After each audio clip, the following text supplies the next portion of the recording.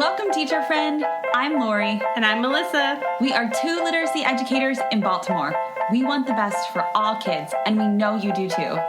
Our district recently adopted a new literacy curriculum, which meant a lot of change for everyone. Lori and I can't wait to keep learning about literacy with you today. Hi, everyone. Welcome to Literacy Podcast. Melissa and Lori love literacy. We are very, very pumped up for our guests today. And I normally say excited, so I was trying to say something different. Good new word. Pumped. I'm actually super pumped because I feel like we've been waiting forever to talk to Ed Report. So yeah. Well, we talk about Ed Reports all the time, right? And we just throw it out there like, all green on Ed Reports. And we pretend like our audience knows what that means. And some of them probably do, but there are probably some people that don't. So, and even if they do know, I think it'll be exciting to dig in a little more of like, what really happens behind the scenes in Ed Reports? Yes. We are going to unveil the curtain today. Yeah. So we are very excited. We have two of our Ed Report friends here with us. We have Jess Box and Trisha Parker. Welcome to the podcast, ladies. How are you doing? Doing well. Thank you so much for having us. We're excited for the conversation as well. Pumped. Yes, very pumped. Would you mind sharing a little bit about yourself, what you do at Ed Reports, and also what led you to Ed Reports? So if you were a teacher or an administrator, we always like to hear a little bit about, your journey and how you got to where you are today. Absolutely. I can start. I'm Jess. I am our Director of Field Services at Ed Reports. So I lead the team of folks who work with state and district partners in the field, supporting them to use our reviews and reports as part of strong instructional materials initiatives, whether that's an adoption, conducting a local review, sort of building awareness around why materials matter. Lots of great work with educators in the field. I started my career as a fourth grade teacher in Washington, D.C., back before the Common Core, at a time when I had very poor quality curricula available to me. And so I spent a lot of my time as a teacher creating my own materials, which I enjoyed. I thought I did a good job. I did struggle as an elementary school teacher to do a good job across subject areas. So in each year it'd be like, I am nailing math this year, or I'm nailing ELA this year. And, struggling to do consistently well, designing my own materials across the board. Around the time of the transition to the Common Core standards, moved into first a teacher coaching role, and then moved into a role supporting a collaborative of educators across DC around the transition to the Common Core. And through that work, really began to realize the importance of the role of instructional materials, and saw that especially as we were transitioning to new standards, there was a real need for teachers to have something that was helping them meet the bar of these new standards. So I came to Ed Reports. I was working with another nonprofit at the time that Ed Reports was founded. We were working with school districts around the country, helping them with their transition to Common Core. And we were finding, unsurprisingly, that most did not have materials that aligned to the new standards. And so we were sort of helping them in that space. And I remember very vividly the day that Ed Reports published the first math reviews, because it was so exciting to have like a group of educators who had spent all this time and materials really reviewing them rigorously, and had found, like I was finding more anecdotally, that the materials in the market weren't really cutting it. So was really excited to join the team and be a part of this great work. That's exciting. And go fourth grade, right? Every good person on our podcast, every single guest we've had started out as a teacher of some sort. I love fourth graders. So it's such a good age of, sort of growing past being really dependent on you and really starting to be independent. And they grow so much in that year. Yes. Oh, love it. Trisha, welcome. How are you? I'm well, thank you. So I'm Trisha Parker. I am the Senior ELA Content Specialist with Ed Reports. I've been here now for, 4.5 years. My, how time flies when you're having fun. Right. And I started my career as an elementary teacher also, teaching third grade. And then eventually moved into fourth and fifth. I had a combination gifted room with fourth and fifth graders, and I tried to stay ahead of them all year. It was really fantastic. But it was really wonderful, except that I just constantly felt like I struggled to make sure that what we had was, in terms of materials, was working. And so I also spent a lot of time trying to write my own curricula, trying to come up with activities that were meaningful. We had a science curricula that they had stopped buying the kits for. And so I would have to try to describe for the students what the science activity would look like if we actually had, right? The things. That's so sad. And after my first year of doing that, I refused to use the tubs, and we shared them across grades. Oh my gosh. And so I said to one of my co-teachers, I'm not using the science tubs anymore. And you would have thought I'd have said, I'm leaving the country to become, I don't know, whatever. Anyway, she was aghast, and I said, these are horrible. This is not doing anything for kids. And so even as a relatively new baby teacher who was pretty sure I knew everything, I realized that these were not good. And so I feel like I should just write apology notes to so many years worth of students. But anyway, so after spending time in the classroom, I went on to the Nebraska State Department of Education as the ELA director, where I spent 7 years. And my very first task was to take a look at the Common Core state standards, and was immediately informed, but we won't be adopting them. And Nebraska notoriously has never adopted. But you still need to know them really well, because we're going to start standards revision in a couple of years, and you need to know them, but we're not adopting them. And so it was a really interesting balance. We had the opportunity to provide feedback, to be a part of that group. And Nebraska never has adopted. We did adopt new standards in 2014. And then after that, I decided, we'd done all of the implementation, and I needed a new challenge. I was ready to move into something different.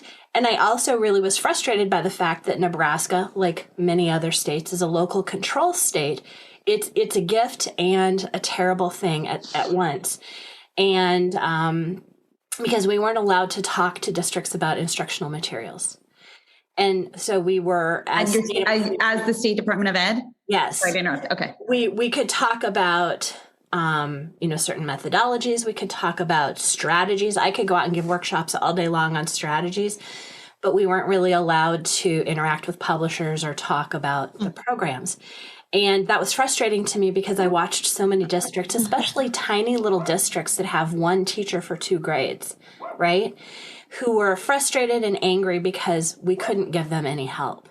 And so just as I had transitioned or was getting ready to find something new, one of my friends who I had met through our national organization sent me a job posting, and it was for this position at Ed Reports. And 4.5 years later, here I am. So, and it was exciting too, because now we've had the opportunity to work with the Nebraska Department of Education again. And their chief academic officer has said many times, local control isn't an excuse for not taking leadership. And so they've done a lot of work now, and actually have worked really hard to get really good instructional materials into our state. So small wins. Actually, huge wins, right? Huge. I'm thinking it came full circle. Yes, absolutely.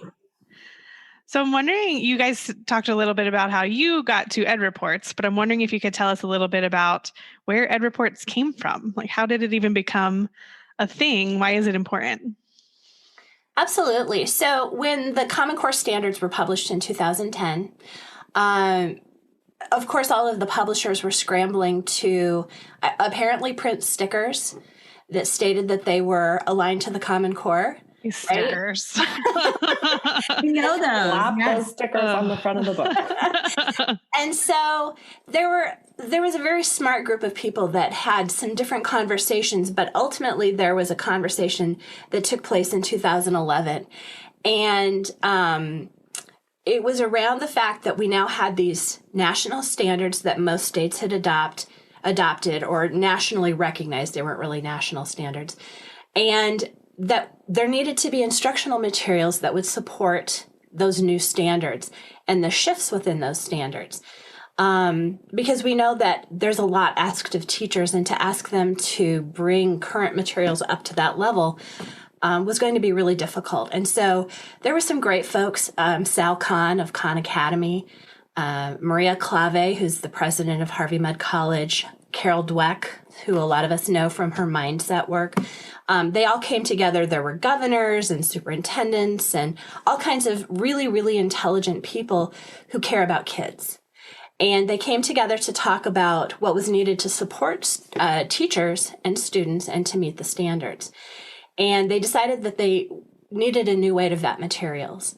And so what was born of that was this consumer reports style of looking at materials, being very factual about it, presenting what's there, what's not there, and then presenting them for free so that school districts could make some intelligent decisions as they were purchasing, and not just relying on the information that was provided by publishers.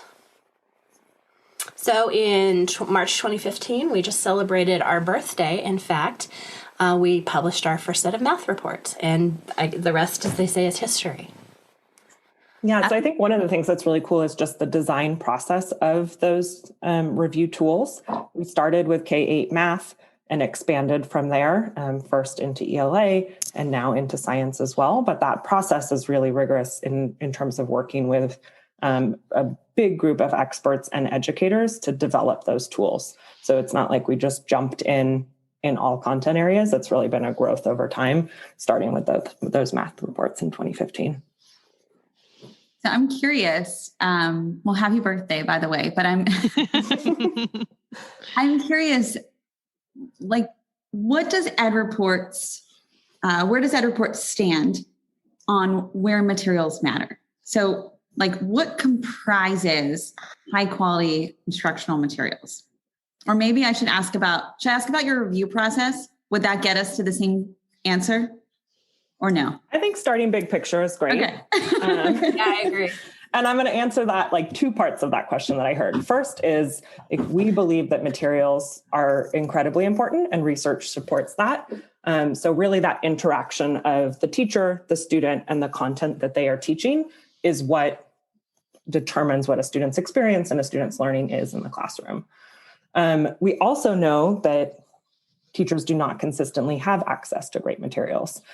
So one report said that teachers spend about 7 to 12 hours a week searching for or creating materials, spending a lot of time online trying to sort of pull things together, as Trisha and I both talked about. We've all been there in our own experience.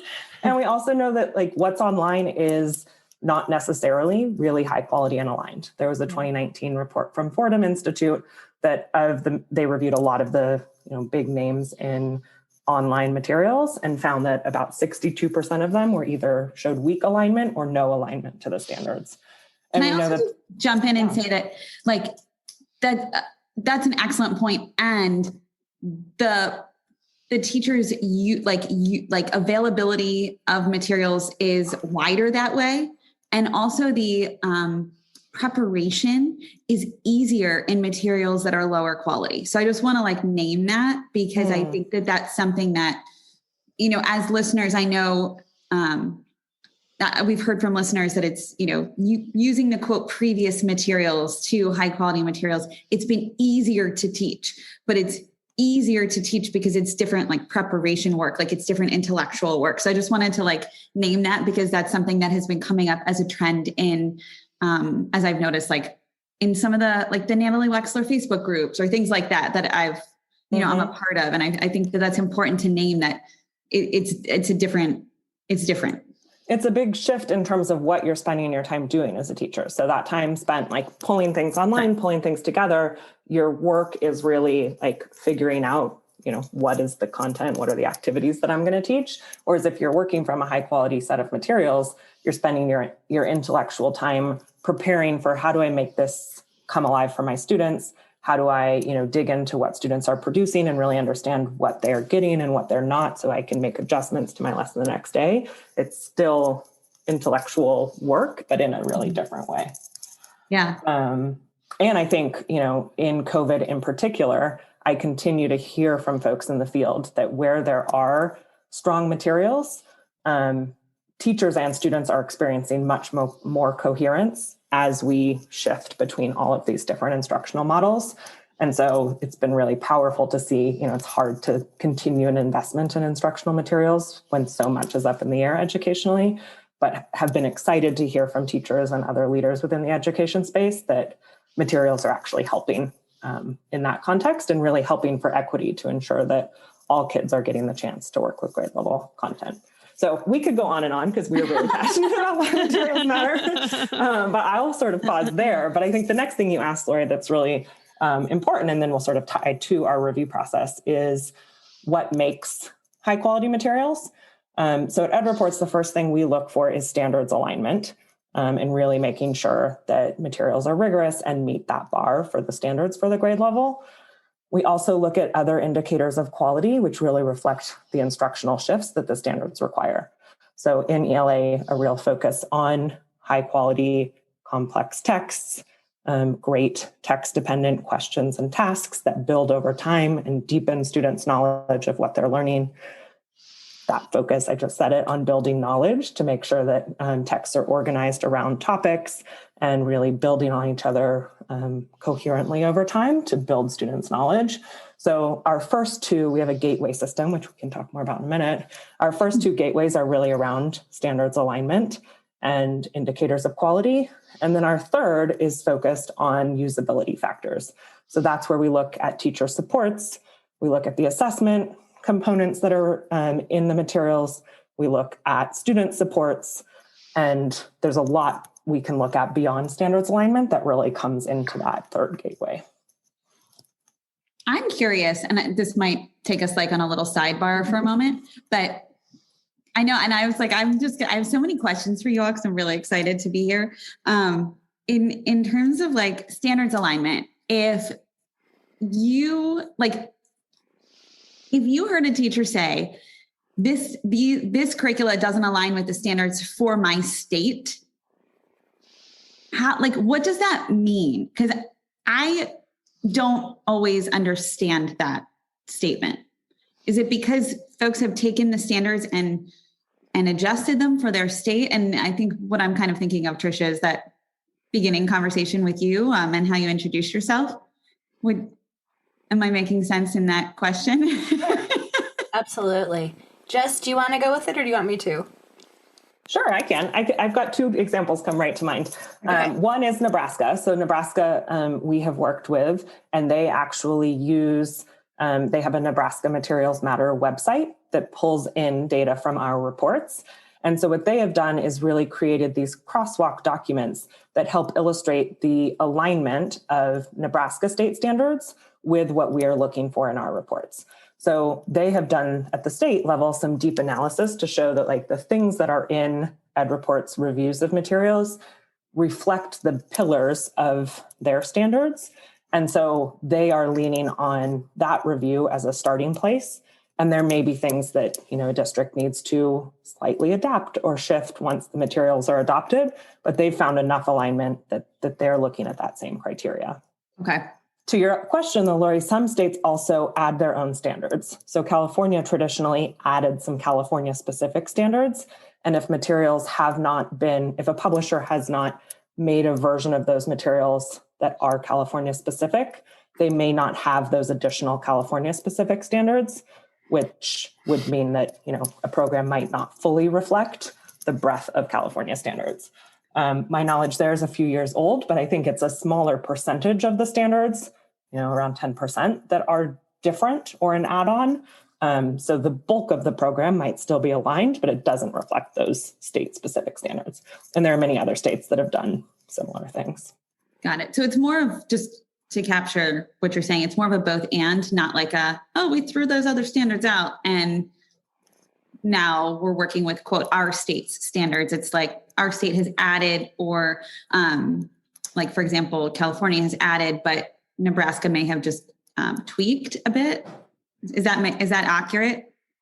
Yeah, it again varies a lot state by state. So there are some states that have, Florida just released new standards that have some commonalities to their standards previously, which were reflective more of Common Core, but some differences. So there are states that have done more significant rewrites.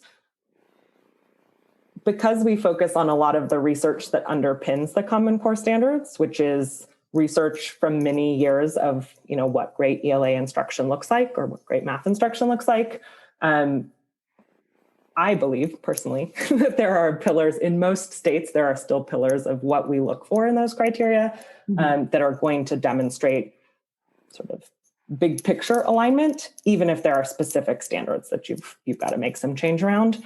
But that's my 2 cents. Is I think there's some strong research there that Trisha, you may be able to add on. Yeah, sure. I think about specifically in ELA, there are certain things that we've the science of reading that all of this research that we use to build the tools and to build our processes, that there's certain things we know have to happen in a certain order, particularly in ELA, in order for students to learn how to read. And that doesn't change whether you're in Louisiana or Nebraska or Alaska. They still have to learn sounds.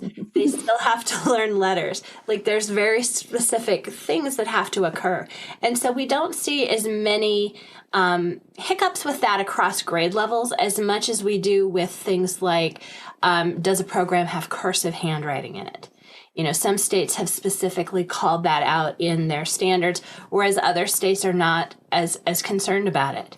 They just want students to write legibly. So, that would be something that you would want to read the indicator reports carefully and inquire about that. Does this program contain this, or is this something we're going to have to supplement? But I think, like Jess said, there's certain pillars within a content area that we know must stand and are common no matter where you're teaching.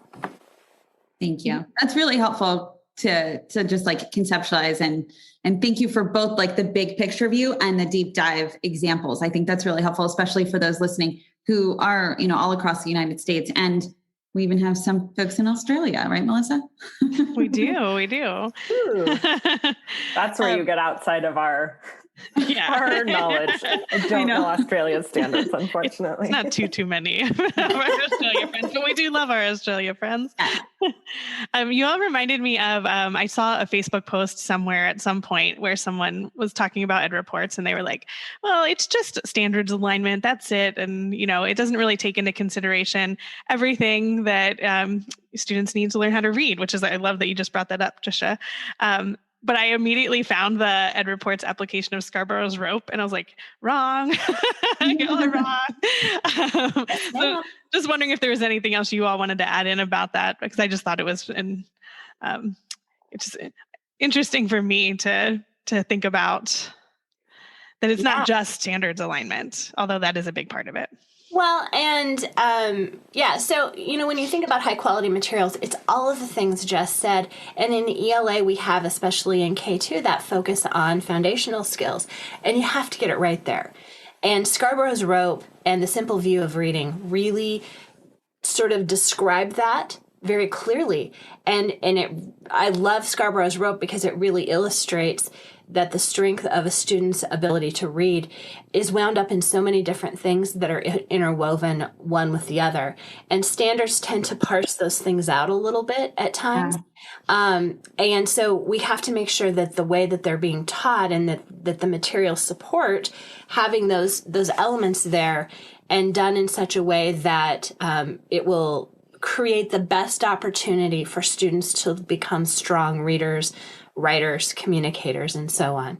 And so we have looked deeply for a long time at Scarborough's rope, at all of the conversations that have been happening around the science of reading. And I just want to say I am so grateful, and I've listened to several episodes of your podcast where folks have talked about that specifically. And we're so grateful that there's this new heightened focus on research and on knowing better and doing better, right? And so we have been looking at that in terms of our tools so that we can help people to understand where that does come in. And so that we have a new blog post, we have a new graphic that really intricately describes where that's found. But to understand that, you have to know that we've recently made some revisions to our tool. We are a learning and growing organization. If we're not continuously learning and growing, then, we're not we're not following our best practices. And so we've updated some things in the tool. And one of the things that we've done in the K2 tool is to update the foundational skills section. And so you'll see that those indicators are teased out. You can see all kinds of Romanettes in that graphic where they're teased out by individual pieces so that people can better understand as they read our reports what's there and what's not there in a particular program. And I think this is going to be a game changer in terms of that conversation you were talking about, Melissa, seeing in social media where folks have misunderstood how we support the science of reading in our reports. Mm-hmm. And so I think that we need to have those conversations because there's so many of us that weren't taught in our teacher prep programs about the science of reading, about, how to teach reading explicitly. I was taught to teach kids to love reading, but not necessarily really taught how to teach reading. And so there's guilt and shame that's attached to that. And I think this is that place where we say, no, we don't shame our students for not knowing things. Why are we shaming ourselves? We expect them to learn and grow, and we want to do that too. So, yes, we have these tools, the different components of phonemic awareness, phonics, fluency, all of that is wound up in those indicators in our reports. The other thing to understand about that too is the fact that the foundational skills section is the third section of our first gateway for both K2 and 3-5. And it's one section of a total program. And that's really hard when we know that that's so very important. And the way that we've indicated that that is important is that it's a fail-safe. If a program does not pass that third section, the review stops in its tracks and does not go forward. And so if you have terrible foundational skills, you don't teach any of it, you're not moving forward in the Ed Reports review. So is that helpful? Too much information? I don't know. I think it's helpful. Great. And you know what else is helpful? So if anybody's listening to the podcast and they have an opportunity to do this, go to Ed Reports and pull up the review tools, because it's helpful to see the graphic. Like I just did that while you were talking. So it's really helpful to see the step 1, step 2, and the gateways, and to see the color coding within that. So as you were speaking, I was visualizing how you get through the green gateways, or, if you're yellow, what does that truly mean? So that was really helpful. Okay, good. Yes. So who does these reviews? Yeah. How do these happen? Oh, that's exciting. It's just you two? It's just us. Jess and I hang out with a lot of books. So the thing that I love the most and what really drew me to Ed Reports is that we are a for educator by educator organization. Our work is done with educator teams of about 5 people. Lots of diversity in those teams. We have folks literally from all 50 states, I think, that have participated at some point or another in our reviews. And the thing is that they are grade band experts. So they've taught in that grade band. We have a large number of coaches. We have administrators who are, formerly there in the classroom, higher ed folks. So we just have all kinds of different people who come together to do these reviews. And they take about 4 to 6 months to do. We really only look at 2 or 3 indicators per week, and that allows the educator reviewers to go in and really focus in on specific slices of the program rather than trying to look at everything at once. It's sort of like when you grade writing, sometimes you can get lost in the weeds. And so we give them time to get lost in the weeds because that's where the rubber meets the road, right? And so we want to have them in that deeply. There's internal calibration that happens. We work with the educator teams as they're reviewing. We watch across, for example, a K5 program. We have 2 separate teams that review the K2 grade band and then the 3-5 grade band. And we also have another team that reviews only those foundational skills indicators. And this special focus team is made up of individuals who are highly trained, who deeply understand the science of reading, who deeply understand what needs to be in a program for students to learn to read, and they only review those indicators. And so we really, by the time we are done with a review, we have at least 10 educator reviewers who have been in those materials providing information. And then we work within the internal team to look across the reports to make sure that the information makes sense. Sometimes we'll see differences across grade bands. And we really want to make sure that everything makes sense and that by the time it gets to the end user, to you, that you really can read it and understand and make sense of it as you're trying to make decisions about how to spend millions of dollars in your district. That's right. And that matters. So they meet weekly. The educators review on their own. They gather evidence from the materials. They put it into a Google Doc. They come together and have an hour-long meeting every week, come to census on ratings for a particular indicator or set of indicators. And then they revisit the indicators that they're getting ready to review next, talk amongst themselves, calibrate, make sure they understand what they're looking for, and dive back in on 2 or 3 new indicators. And so that happens week after week over the course of about, we usually say 4 to 5 months. Can I jump in with like a little question around, can you take us through a very basic example? Like, can you take us through, like, for example, I'm grabbing a curriculum off the shelf. I'm going to walk into your Ed Reports office and I'm saying, Jess and Trisha, this needs to go through a review. Can you Reader's Digest like version of what's the first thing that happens? Like very specifically Gateway 1, and then, oh, I passed Gateway 1. What's Gateway 2? Like, can you like do that? Not in a way that's like takes us a year and a half, but just a brief. Sure.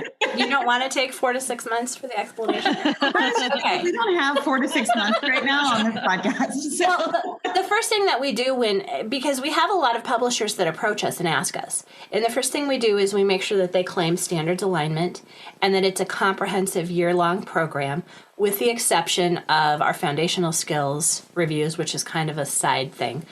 And those are supplemental, so it's a slightly different, but they still have to claim standards alignment. We go in, we do not necessarily review 1A, then 1B, then 1C. What we do is we cluster indicators. So a set of reviewers might review 1A, 1B, and 2A, because those all deal with texts specifically. And so while you're looking at texts, it makes sense to gather information about texts. And when I'm looking at text, am I looking at access to grade level text, texts that are building knowledge on a topic? Like, can you elaborate on? Okay. All of that. We're looking first and foremost for high quality texts in ELA, because we know that that's where a strong foundation is built. If you have garbage texts, you can have all the best teaching methods in the world, and you're not going to have students performing well. And so we look at high quality texts. We look at the rigor of the texts, how they can be used in instruction. We look to see that there's a match between the text types and genres that are called for in the standards. We also make sure that students are engaging in a volume of reading. And I know when Sue Pimentel was on your podcast, she talked about that volume of reading, right? And how important it is that students are surrounded by texts that immerse them in a topic so that they really become experts on that topic to the degree that they can. Because what happens is there's concepts and vocabulary that reach across multiple texts if the text sets are constructed well. That's 2A.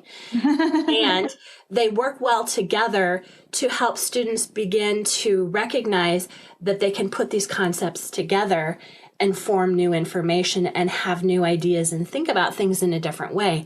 And we hope that ultimately they'll be able to transfer some of that to other areas of their learning, to science and social studies and so on, into their lives, hopefully. Mm-hmm. So that's what we look for in the text. We also look at the complexity of the texts, all 3 aspects of complexity. We look for how the texts grow across the year. What are the texts that are available? Is there time for independent reading?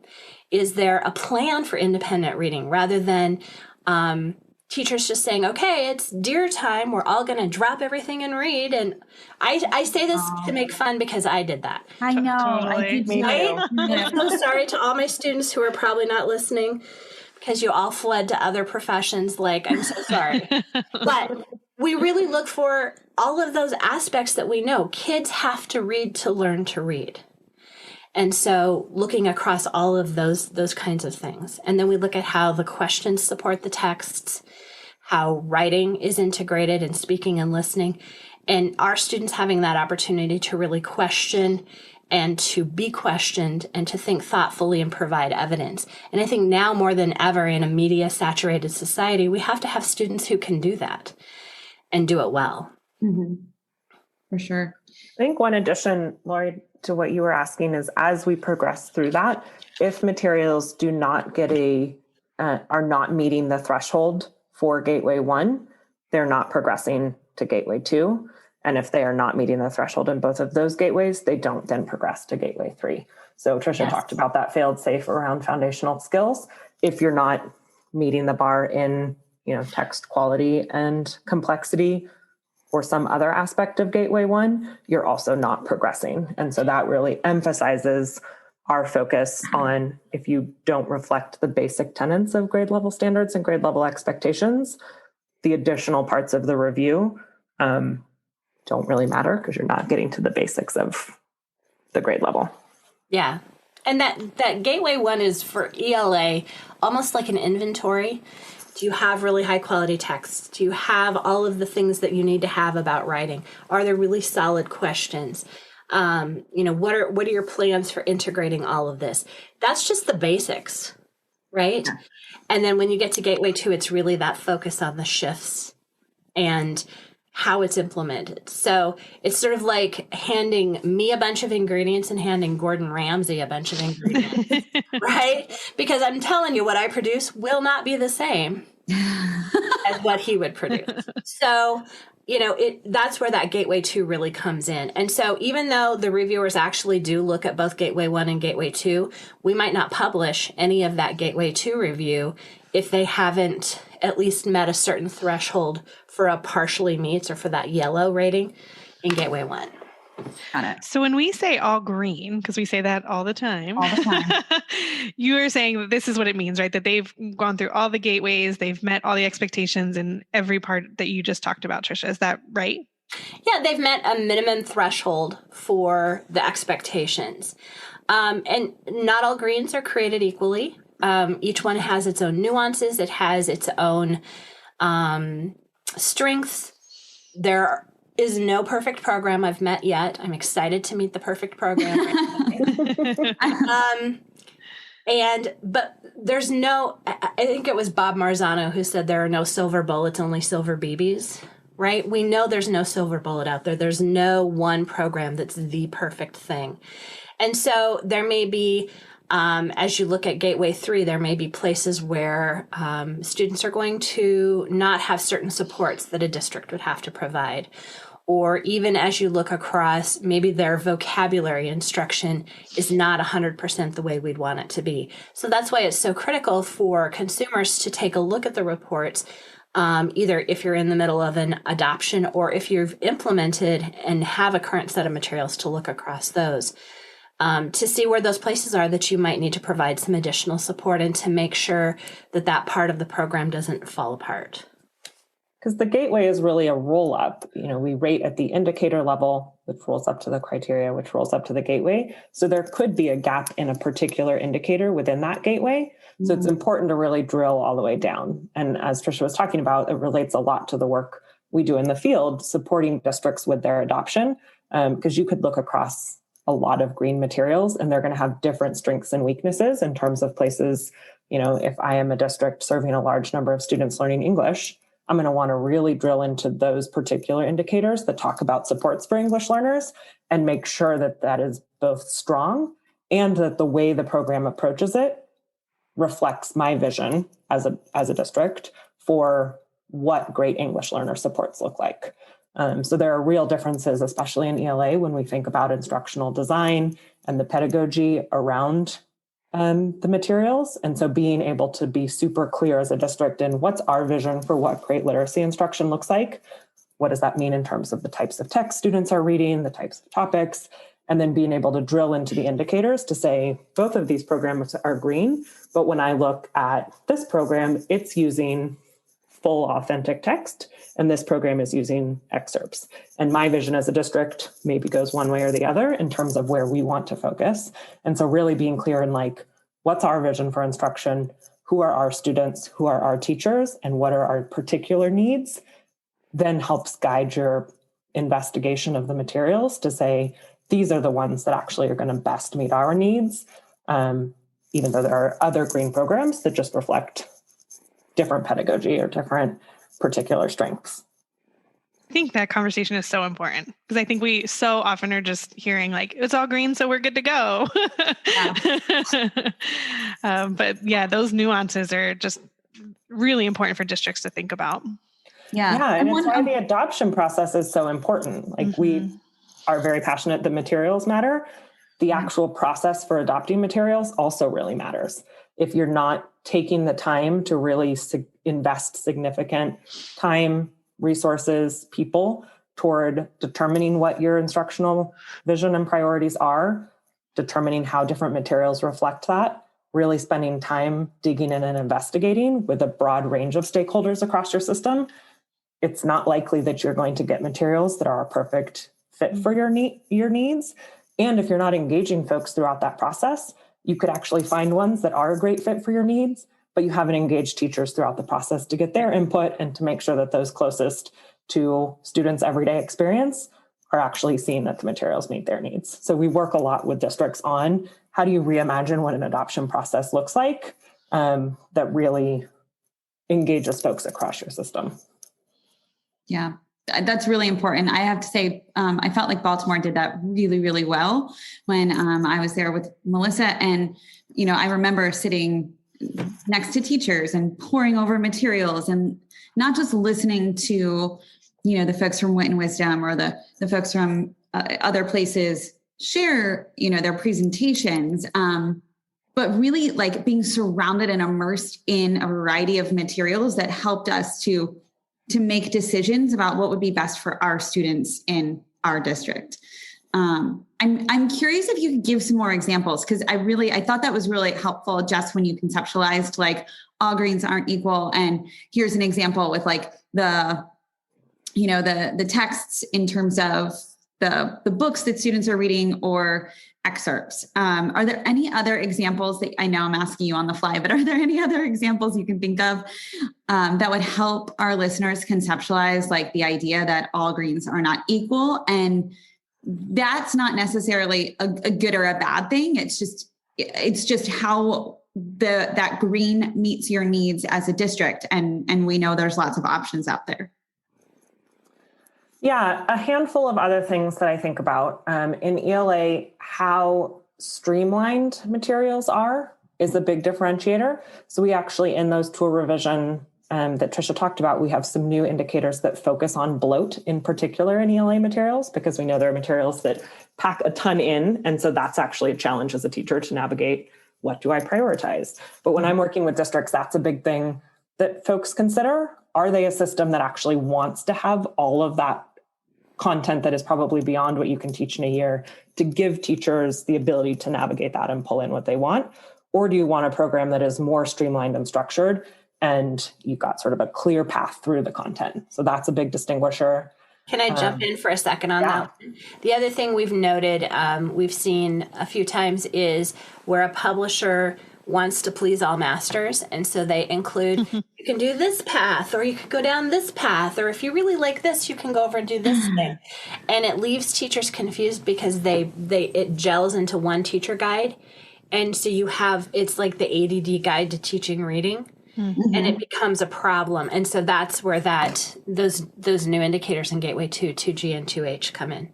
Thanks for it reminds me of those books back in the day that I used to read, like the Choose Your Own Path, and choose your own adventure, and then turn to page 27. And it was always very confusing, but then I also wanted to know all the other paths. So yeah, and what happens if you can choose your own path right away from alignment?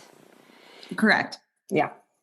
I feel like that's right. Melissa and I have sat in some of those. We won't say, but I feel like we've sat in some of those. I bet you have. Mm-hmm. I remember like actively eating a lot of chocolate during those presentations because I was very stressed. It made me very stressed out. Yep. Another big area where I find districts distinguishing is what I mentioned before around English learner supports. I think the way programs approach that can vary, and the depth to which they, a program that meets expectations is likely going to have some English learner supports, but what that looks like and the depth we go into varies a lot. And so as more districts are really thinking about how to best serve that group of students, that's an area where folks spend a lot of time. An area where we are increasingly providing evidence, but I also see districts doing some of their own investigation beyond what's included in our reports, is in the representation and relevance of the texts and characters and authors. So we, again, have some new indicators where we are providing more evidence in that area. We're also trying to bring more evidence into some of the indicators that Tricia mentioned around texts, around, what identities are represented, how are characters of diverse perspectives being represented. But at this point, I would not say that you can get every piece of information that you need in that area from an Ed Reports report. And so a lot of what we do in the field too is helping districts figure out what's included in the report and where might I need to do some of my own investigation, whether that's talking to the publisher to understand more, whether that is what you were talking about, Lori, really digging in with a group of teachers and poring over the materials, perhaps conducting a pilot. There's only so much that you can learn from our reports. Yep. We really encourage districts to know what are the additional things you're looking for or additional depth of information you're looking for, so that as you use the reviews to winnow to a manageable set of choices, there are mini green materials now, which is a big improvement from 5 years ago, but you've got a wider choice. So how do you use the reports to winnow to say, these three are likely ones we should consider in more depth? And then no, we really want to explore what identities are represented through the texts. And we're going to do a deeper analysis ourselves across these three programs, because that's a really important factor for us. And so we help districts sort of figure out what that path is beyond using our reviews as well. Well, and I think it's important to consider too, yes, we would love for you to go on and read the reports, look at things in depth, but reach out to our staff, because, we did this with Baltimore where they said, okay, talk to us about these 3 programs or these 5 programs. And sometimes it helps to be able to ask questions as you're comparing across and thinking about those. So we're not just here to publish reports and say, good luck, have a good time, pick something good. We're here to continue to support as well as best we can in a variety of different ways and at a variety of different levels to hopefully help you make an informed decision as a consumer. I was there for that Baltimore call, Tricia, and I have to say it was so helpful. Good. Thank you all. Yes, you're welcome. Which makes a ton of sense, because our folks on our ELA team, as Tricia is, and the group of reviewers spend so much time with these products. And there's a ton of information that we publish in the reports, but after spending 6 months digging in at that level of depth, there are going to be nuances and things that, from that experience that we cannot. The reports are already long. We can't add every single detail that we have. So we've got a lot of context too that we're always happy to share and sort of talk through. That's a lot of the great work we do in the field, is how our ELA folks come and be able to talk about the nuances between different programs too, because they've spent that time with them. And literally living with them. I'm laughing because I'm looking over here at the materials I've just boxed up from a former review that we're getting ready to ship. And then I've got a full bookcase of a review we're currently doing right now. So that's a good thing to know, is that staff members on the ELA team and on the math team, there is a staff member or 2 who receives a full set of the materials. So we're actually in them as well. Yeah, that's important. One of the things I think the what you're all talking about is reminding me of is how, when I was in Baltimore, that the supports that Ed Reports provided in the reports, like the information and then the supports throughout the process, really helped me to reimagine and re-understand some of the things that you just shared. Like, for example, supports for our English language learners. What does that actually look like? Previous to high quality instructional materials, I don't think I could have answered that question.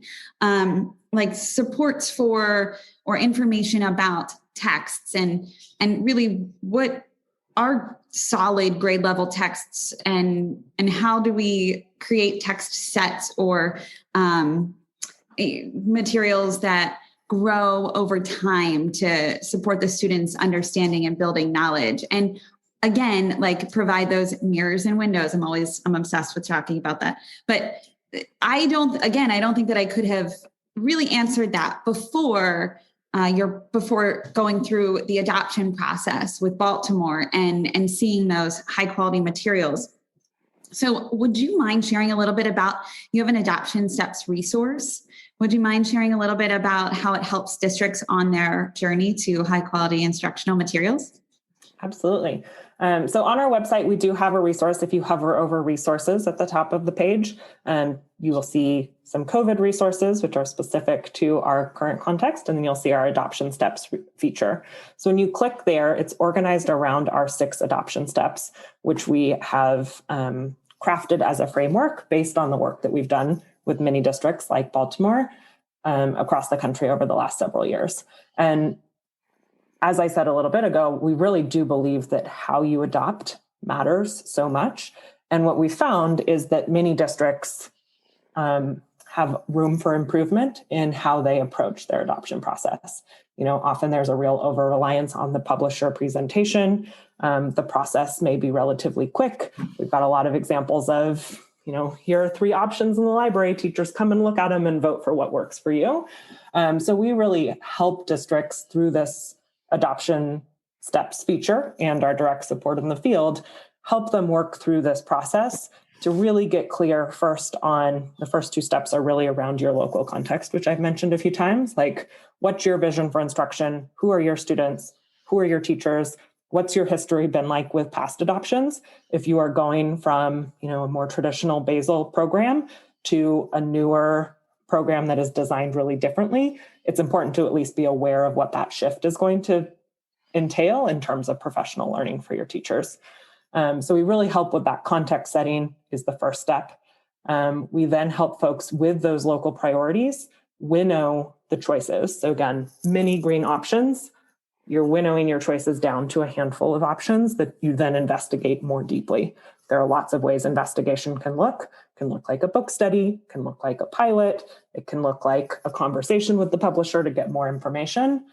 And that feeds into informing your decision. It's important up front as part of your process setting to get clear on how you will make a decision. That's one misstep we see in a lot of districts, maybe piloting 2 programs with different sets of teachers and not being clear against what criteria you're evaluating those programs at that point. Mm-hmm. And you've got a group of teachers who love this program and a group of teachers who love this program. And you don't have a clear way of saying, here's how we're going to gather some concrete information and make a really informed decision.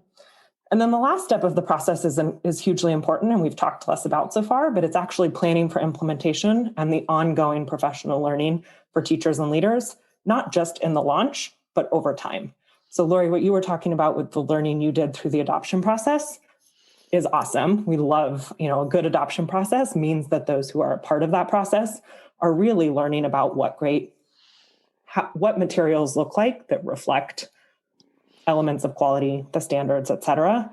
But we want all teachers to have that. And so districts really need to have a plan for what's that ongoing learning, curriculum specific and embedded in the day-to-day work that's going to help teachers really understand, why are text sets designed in this way? What are the best ways to teach vocabulary? What does it mean to really make sure your students have those windows and mirrors? And especially if you are making a shift to a different type of program, or you've traditionally created your own materials, what it takes to do that intellectual preparation that we were talking about at the beginning is a huge shift. And so teachers need to not only learn what that looks like, but they need ongoing opportunities to practice with each other to get that ongoing development so that it's not just like, here are new materials, best of luck to you, but actually job embedded professional learning that is ongoing. I can't emphasize that enough. It's not just the first year. It's got to keep going. That helps teachers really figure out how to make those materials come alive for their students. And so that planning for that type of implementation is the 6th step. And so that feature online is really just meant to, sort of provide some inspiration and some resources to help districts through that process. So within each of the steps, you'll see some key actions that happen. And then you can click on the resources button and you'll see some different resources. Could be a blog post showing how a district did do this. We've got a great case study on the work that Baltimore City did that shows, what that process looked like there. Or it could actually be a tool to say, you want to create an instructional vision. Here's a tool that might help a team walk through that process. So I think an adoption process that's done really well takes a lot of capacity, takes a lot of time and effort. This is designed to be sort of a support or help for districts who are engaging in that. And again, I would say, reach out to us if you are in that place as a system, because there's a lot there. And we also, are always happy to have that conversation to think about how we can support. Thank you. That was really helpful. I'm sorry, I'm outside now. You can hear, if you can hear. But there are so many incredible resources that I don't think I realized before getting on to Ed Reports and before going through the adoption process. And then, I started investigating. I was like, oh my gosh, it's more than just help with materials. So it's very exciting. Yeah. And I would encourage everyone on the website, you can sign up for our email list as well. And about once a week, we send out new resources. So again, could be a blog post of, what a teacher is doing to advocate for materials in their school system, how a school district did an adoption, a tool. So in addition to getting notified when there are new reports out, we do release a ton of other resources and information, which, like you, Lori, I think before I came to Ed Reports, I had no idea the breadth of resources that are there beyond our reviews and reports. So you guys shared a ton of amazing information with us today. I'm wondering, is there anything that we missed that you want to share before we wrap up? If not, we'll move on to, you have to give us a piece of advice before you leave. We did prepare you too. Sometimes we just throw it on people. We do just throw it on people a lot of times.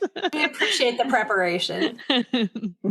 Puts the pressure on for our advice to be really good, though. That's actually a really good point. We should just do it spur of the moment and not let anybody know. They'll feel better about their quality control. Or, send a little prep, but then don't let everyone know that you got the chance to think about it before. So what is one piece of advice you would leave for our listeners? My advice is that teacher voice in all materials work really matters. And so I know there are many teachers listening to this, and really knowing the power of your voice in either advocating for great materials, in being part of an adoption process, in really understanding what materials you have and advocating for professional learning and support around those materials. We do a lot of work with teacher leaders as well on our team. We have a fellowship where we work with teacher leaders over the course of a year and really support them in developing their advocacy. And I am always surprised to hear folks in that group who are really incredible teachers and leaders in their communities saying, I didn't know I had a voice that could be listened to and was so powerful in this conversation. And so I would just highly encourage any teacher listening to think about how you can build your own awareness of why materials are important, what you're looking for in materials, how your materials are working for you, and get to know the process and the landscape in your local community to understand how those decisions are made, and use your voice, whether it's sharing with colleagues, talking to your administrators, talking to district folks, sharing things online. Your voice as the people who spend time every day in the classroom with students is so critical to making the best materials decisions. And so I can't encourage enough you to use that voice and to speak up for what is going to help you really have the best experience with your students and help your students be as successful as we know they can be. That's great advice. And it's funny how often not funny, it's sad how often that voice is left out from this process. Mm-hmm, sure. And so I think just knowing, even if no one is asking you, you have a space to say, this matters. This is important for my students. Here are the things that really matter in materials. And hopefully, you can find information on Ed Reports that can help you get some inspiration. We've got some great stories around teachers who have advocated in really powerful ways and made a huge difference with their voice. Excellent. Wow, that's better than the 2 buttons in the coffee can method that we used at our district. You got 2 buttons and there were coffee cans by each set of materials. We had an hour to look at them. Fantastic. Teacher voice right there.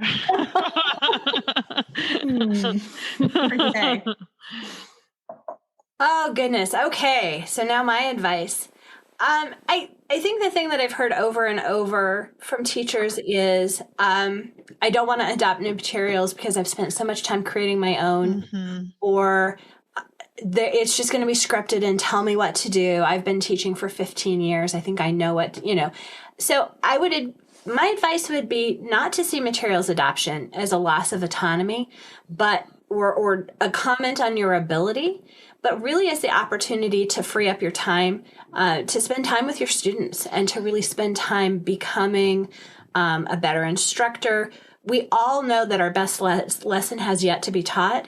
And so we want to work with that and, work with the new materials as a way of strengthening us as teachers, as strengthening our instruction and supporting the students who need us so very much. And especially now where the support for students has changed so much and our ability to work with them directly has been impacted, nationwide, worldwide. So I think the other thing too is that sometimes districts don't consider, if they haven't gone through getting buy-in from teachers, they don't consider the emotional toll on taking a teacher from a particular methodology in one program and completely pivoting to something new. And again, it's not a commentary on what you've been doing. It's a whole district moving together to surround kids, to give them what they need, and to make sure that you're giving them the best start in life that you can, because our future depends on it. And so it's okay to let go of those things, to not feel hurt by it, but to see it as a place to grow and learn. We love that. That's excellent advice from both of you. Thank you. Well, we are so grateful that you took some time out of your day, actually a lot of time out of your day, to talk to us. And we know our listeners are just going to value this podcast so much, because Ed Reports is something that we talk about constantly. And just to hear it directly from you is really important. Yeah. So thank you. I learned a lot today. So I hope our listeners do too. Yeah. Thank you so much. Thank you Thank all. you so much for having us. It was wonderful. Really enjoyed the discussion. Good. Thank you.